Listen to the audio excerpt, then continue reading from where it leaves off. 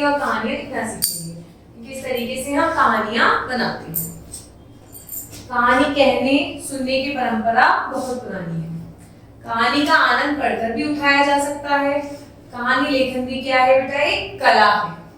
आगे कुछ कहानियां दी जा रही हैं, इन्हें पढ़कर स्वयं की कहानी लेखन का अभ्यास कीजिए। जब तक आप कहानियां पढ़ेंगे नहीं, आपको बनानी भी नहीं आएंगी। इस तरीके से हम कुछ कहानियां पढ़ेंगे जिसके द्वारा हम सीखेंगे कि हम कहानियों को खुद भी कैसे लिख सकते हैं। नगर का व्यापारी और गधा, ये है कहानी का नाम। पढ़ते हैं। किसी गांव में एक व्यक्ति नमक का व्यापार किया करता था। कोई गांव था, वहां एक व्यापारी था और वो किसका व्यापार करता था बेटा, नमक का व्यापार करता था। वह अपने गधे पर बहुत अधिक नमक लादकर इधर उधर गांव में ले जाता था। ये व्यापारी था, इसके पास एक गधा था और वो नमक का व्यापार करता था और उसके ऊपर वो बहुत सारा नमक लादता था और इधर उधर अलग अलग शहरों में उसे लेकर जाता था नमक को बेचने के लिए। मार्ग में एक नाला पड़ता था। एक दिन एकाएक गधे का पांव फिसल गया। वही जब वो जाता था तो रास्ते में एक नाला पड़ता था। अब गलती से उस गधे का जो पांव है वो फिसल गया और वो नाले में जाके गिर गया। जब वह उठा तो उसे अनुभव हुआ कि भार बहुत हल्का हो गया है। उसे बहुत प्रसन्नता हुई। भाई जब गधा इतना सारा सामान लेकर जा रहा था तो नाले में गिर गया। अब उस पे तो नमक था। अब वो जब नाले में गिरा होगा तो नमक बिल्कुल रिजॉल्व हो गया होगा। जब वो बाहर निकला तो गधे ने देखा कि उसका तो वजन बहुत हल्का हो गया, बहुत खुश हो गया। कुछ दिन बाद वही गधा फिर उसी नाले में से गुजरा। इस बार वह जानबूझकर गिर गया पहले की तरह। फिर उसका भार थोड़ा हल्का हो गया। व्यापारी गधे की चालाकी समझ गया। उसने इसे सीधे मार्ग पर लाने का निश्चय कर लिया। भाई गधा पहली बार तो नाले में गलती से गिरा था। गिरने के बाद जब वो बाहर निकला तो नमक का वजन बिल्कुल खत्म हो गया और उसे हल्का लगा। अब अगली बार वो फिर उसी तरफ गया तो वो जान के नाले में गिर गया तो फिर उसका वजन हल्का हो गया। तो व्यापारी समझ गया था कि ये जो गधा है क्या चालाकी कर रहा है। इसी उद्देश्य से व्यापारी ने एक बार उस पर रुई ला दी नमक की जगह। नाला आने पर गधे ने वही चाल चली। व्यापार उसकी करतूत ध्यानपूर्वक देख रहा था। अब गधे को लेने देने पड़ गए। रुई में जल भर जाने के कारण उसको उठाना दुर्भर हो गया। जैसे जैसे करके उसे उठा, भारी भार से पीठ झुक गई और टांगे कांपने लगी। भाई क्योंकि जो नमक होता है, नमक जब आप पानी में डालते हो तो वो गायब हो जाता है, डिसॉल्व हो जाता है। पर रुई में जब रुई वैसे तो हल्की होती है, पर जब रुई में पानी भर जाता है तो वो भारी हो जाती है। अब गधे को ये तो पता नहीं था। गधे ने फिर यही करा, रुई थी, रुई में नाले में गिर गया। अब जब नाले से बाहर निकला तो रुई कैसी हो गई, रुई तो भारी हो गई। अब वो बहुत थक गया, उसे उठा के पैर लड़खड़ाने लगे। चलना भी उसका कठिन हो गया। उधर से व्यापारी ने कोड़े पर कोड़े लगाने शुरू कर दिए। जब वो चल नहीं रहा था तो उसने मारना शुरू कर दिया व्यापारी ने। तब गधे को होश ठिकाने आ गए। इसके पश्चात उसने धूर्तता कभी नहीं की। तब उसने क्या करा, गधे को समझ आ गया कि नहीं, मुझे कोई गलत काम इस तरीके का नहीं करना है। तो उसका शिक्षा क्या है, अधिक चालाक ना बनो। धूर्तता मतलब बुरी नीति नहीं, मतलब चालाकी करना कैसी नीति है, बुरी नीति है। आइए पढ़ते हैं नेक्स्ट कहानी, कबूतर और मधुमक्खी। एक बार एक प्यासी मधुमक्खी पानी पीने के लिए नदी पर तट पर गई। मधुमक्खी बहुत प्यासी थी। नदी का तट था, वो पानी पीने चली गई। जब वह पानी पी रही थी तब एकाएक वह पानी को प्रबल लहरों में बह गई। भाई पानी पीते पीते क्या हुआ, वो पानी की लहरों में बह गई। तट के एक वृक्ष पर किसी कबूतर का घोंसला था।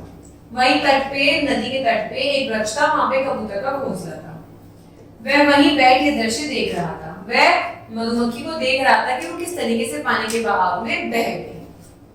मधुमक्खी को कष्ट में देखकर उसके दिल में दया आई। मधुमक्खी जब परेशान हो रही थी तो जो कबूतर था उसको बहुत टेंशन हुई, उसके दिमाग में बहुत दया आई। उसने चोंच से पत्ता तोड़ा और उधर मधुमक्खी के समीप फेंक दिया। भाई वो पेड़ पे घूमता था, उसका उसने क्या करा, अपनी चोंच से एक पत्ता फेंका और मधुमक्खी के पास फेंक दिया। उससे क्या हुआ, जब मधुमक्खी उस पर बैठ गई तब पत्ते को चोंच में पकड़कर कबूतर ने भूमि पर डाल दिया।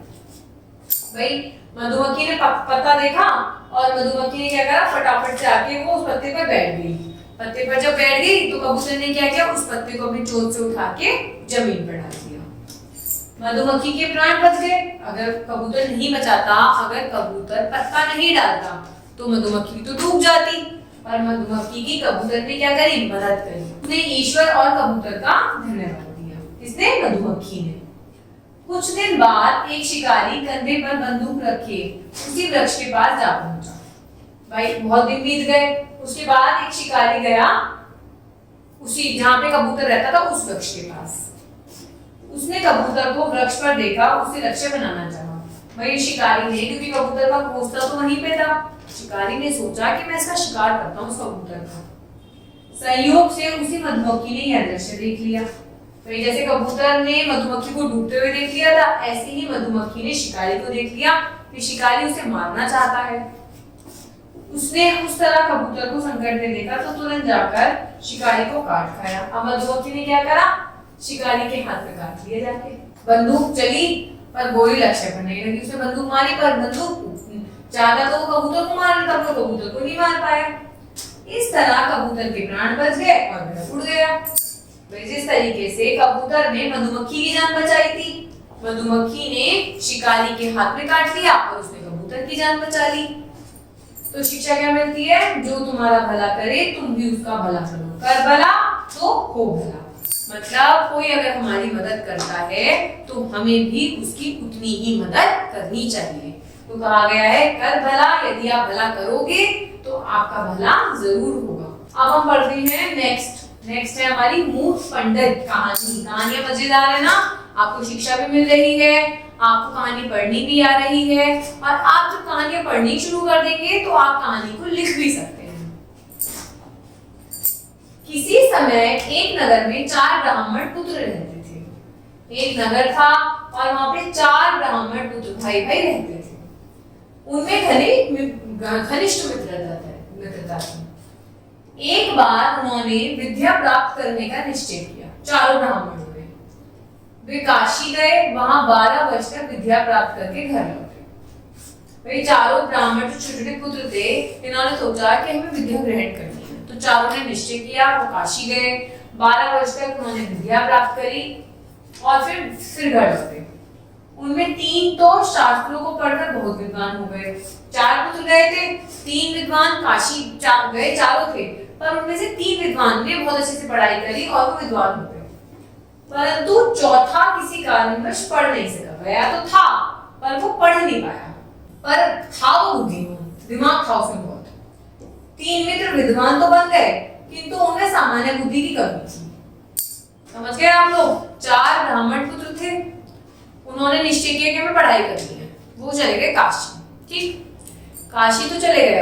अब उनमें से 3 ब्राह्मणों ने तो बहुत अच्छी पढ़ाई करी, एक ब्राह्मण कुछ कारणवश नहीं पढ़ पाया।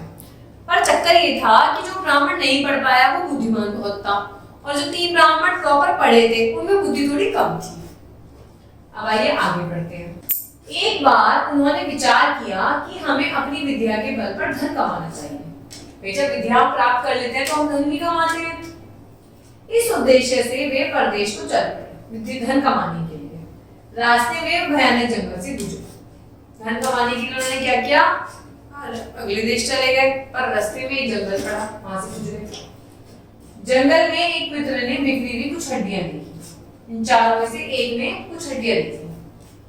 उसने झट से अपने मित्र से कहा, अरे मित्रों, मुझे हड्डियां जोड़ने की विद्या आती है, इस पर विद्या का प्रयोग करूं? दूसरे मित्र प्रसन्न होकर कहा कि हाँ, मैं इसमें मांस और रक्त डालूंगा। तीसरा बोला, मैं इसमें प्राण डालूंगा। चौथा बुद्धिमान किंतु विद्या से शून्य मित्र बोला, अरे रुक जाओ, ये हड्डियां शेर की हैं, इसमें प्राण डालोगे तो यह शेर बन जाएगा और हम सबको खा जाएगा। तीसरा मित्र जो था वह कहने लगा, हमें इतनी विद्या पढ़ी है, क्या वह बेकार जाएगी? हमें अपनी विद्या का प्रयोग अवश्य करना चाहिए। समझे आप लोग? उन्हें क्या मिला? हड्डियां मिली। एक विद्वान ने बोला कि मुझे हड्डियां जोड़नी आती हैं, दूसरे ने बोला हाँ मुझे तो इसमें रक्त डालना आता है, तीसरे ने बोला मैं इसमें प्राण डाल दूंगा। पर जो चौथा पढ़ा नहीं था उसने कहा कि रुक जाओ, ये हड्डियां जो है वो शेर की हैं, अगर तुम ये सब कर लोगे तो शेर बन जाएगा और शेर बन के वो हमें खा जाएगा। पर उन 3 ब्राह्मणों ने इस ब्राह्मण की नहीं सुनी। उन्होंने कहा कि हमने बहुत अच्छी पढ़ाई करी है, अगर हम नहीं करेंगे तो हमने विद्या का यूज कहाँ करेंगे। अच्छा, तब चौथे बुद्धिमान मित्र ने कहा, अच्छा भैया मुझे उस वृक्ष पर चढ़ लेने दो, फिर जैसा चाहो वैसा करना। अब क्या करा, तो चौथा ब्राह्मण था, बुद्धिमान तो बहुत था, तो उसने क्या करा, ठीक है, तो उसने कहा कि ठीक है तुम्हें जो करना है तुम कर लेना, पर मुझे वृक्ष के ऊपर चढ़। उसने क्या किया, वो वृक्ष के ऊपर चढ़ गया। सबने अपनी अपनी विद्या का प्रयोग किया, एक ढांचा बनाया, एक ने उसमें रक्त-मांस डाला, तीसरे ने प्राण डाले। अब वह शेर जीवित हो गया। उसने क्या करा, तीनों ब्राह्मणों को खा लिया। शेर के चले जाने पर बुद्धिमान ब्राह्मण उस वृक्ष से उतरकर घर को चला गया।